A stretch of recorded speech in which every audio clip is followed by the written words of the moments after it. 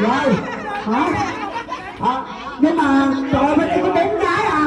Trời ơi, nhiều dữ vậy. Nhưng mà chỉ 4 cái rồi nha. Thôi ơi, hai đội em mà nói chuyện rồi nha, mình nói chuyện. Nhưng mà chơi đội nhiều tranh nhất đã phạm lực. Đã mà nói là không được dùng tay, chỉ dùng cái miệng xúc tranh. Chịu à, em không có dùng, nhưng mà những người sau có dùng. Không được. Không được luôn, không được luôn.